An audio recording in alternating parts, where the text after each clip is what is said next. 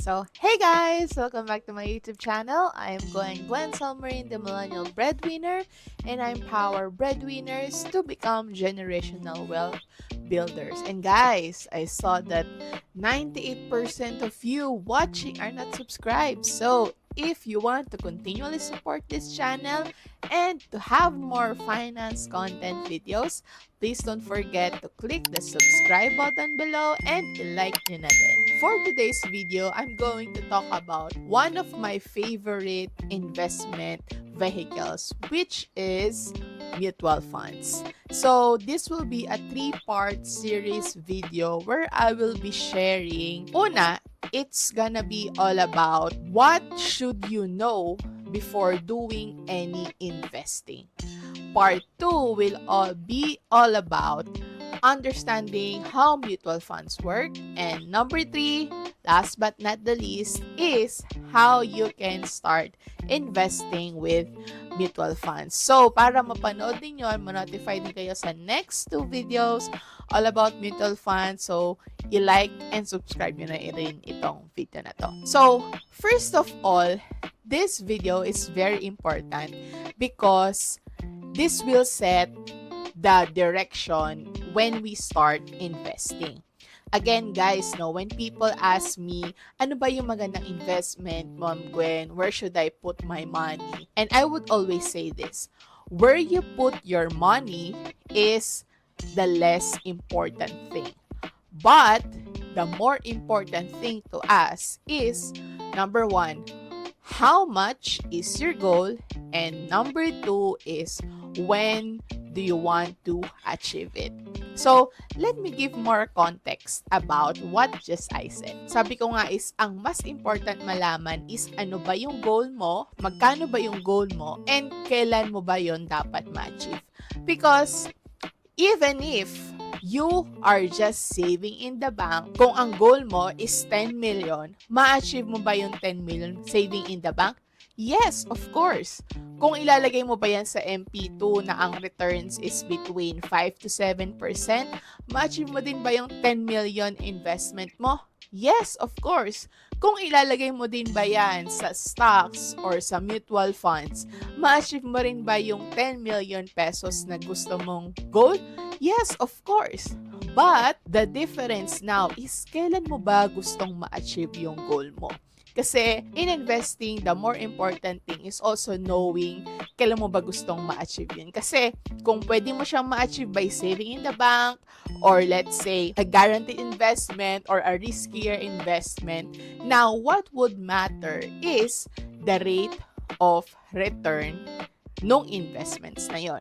Kasi kung magsisave ka sa bank, which ang return is less than 1%, 1%, ibig sabihin para ma-achieve mo yung 10 million, it will take you more time than putting money in either a low-risk investment or a high-risk investment. Kasi if high-risk yung investment mo, meaning if your money is compounding or earning 10% every year, mas mabilis yon in comparison with the 1%. At the same time, mas mabilis din yung 5 to 7% compare mo sa 1%. So, pwede mo naman talagang ma-achieve yung mga goals mo kahit saan mo siya ilagay. Pero, kung meron kang deadline, and of course, lahat tayo, no, I think di pa naman ako nakamit na gustong magtrabaho hanggang tumanda sila and not even experience what it is to have their goal or achieve their goal. So, ito ka ngayon magsistrategize in where to put your investments. Kasi if, let's say, Ma'am Gwen, ayoko ng masyadong high risk, gusto ko yung guaranteed, pwede naman.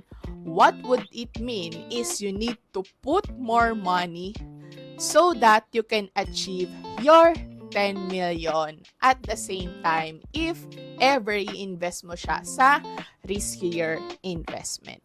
So, the bottom line is the more important things to know when you're investing is how much is your goal and kailan mo gustong ma-achieve iyon.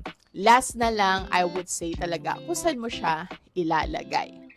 And remember, another importance then of knowing those things is if you don't know where you are going, you will end up lost. And guys, no, if you want to know more about paano ba ma-determine yung financial goal mo na yan. So, you can attend our free webinar where we discuss no how to do a goal setting. Kasi, let's say no, a person says, Ma'am Gwen, gusto ko mag-retire at what age, no?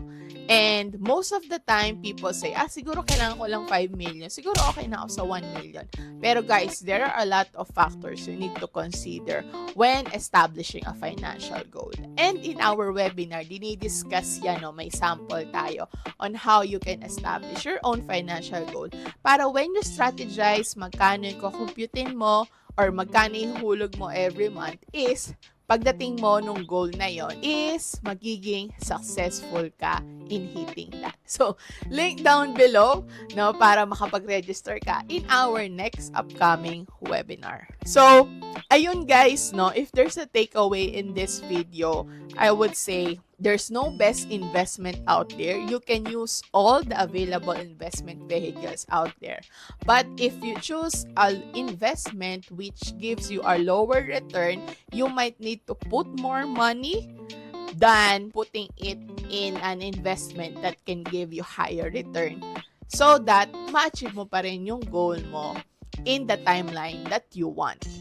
So, again guys, I hope this video helped you and tune in for part 2.